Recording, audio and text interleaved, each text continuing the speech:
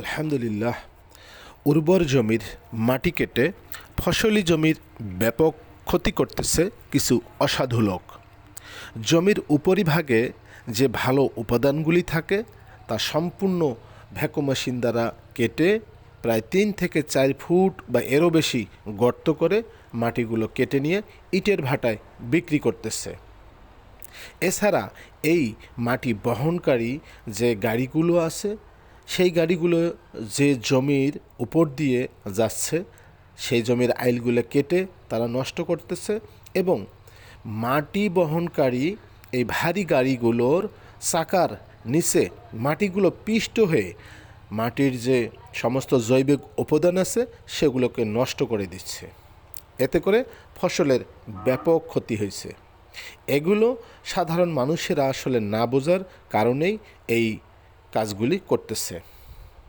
এতে করে ওই জমির যে আবাদি করুক সেই গাছের যে পুষ্টি পাওয়ার কথা মাটির থেকে সেই পুষ্টিগুলো নষ্ট হয়ে যাচ্ছে, যার ফলে ফসল ভালো হচ্ছে না।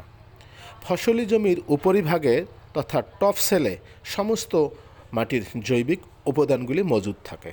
সেখান থেকেই মূলত ধানের চারাগুলো সেখান থেকে তাদের খাবার সংগ্রহ করে থাকে। কিন্তু সেগুলো নষ্ট হয়ে যাওয়ায় মাটি যখন কেটে নেয় তখন নিচে আর সেই উপাদানগুলি থাকে না, যার জন্য যতই আপনি সার অন্যান্য কিছু দেন না কেন এতে আর ভালো আবাদ হবে না। তাই সেখান থেকে রক্ষা পেতে চাইলে কৃষক ভাইদের সবাইকে এই পদক্ষেপ নিতে হবে, যাতে করে আর এই আবাদি জমির মাটি কেউ কাটতে না পারে। শুধু যে ওই জমিরই ক্ষতি হয় তা কিন্তু নয়, আশেপাশের যে জমিগুলো থাকে সমস্ত জমিগুলো ব্যাপক ক্ষতির মুখে পড়ে।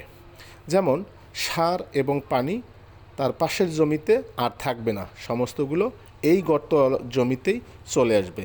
এতে করে কৃষকের বাড়তি খরচ হবে এবং ফসলও ভালো হবে না। এতে করে সবাইরই সমস্যা হবে। এই সমস্যা থেকে সমাধান পেতে চাইলে সবাইকে এই কাজ থেকে বিরত থাকতে হবে। ভিডিওটি ভালো লাগলে সবার মাঝে শেয়ার করবেন। সবাইকে ধন্যবাদ।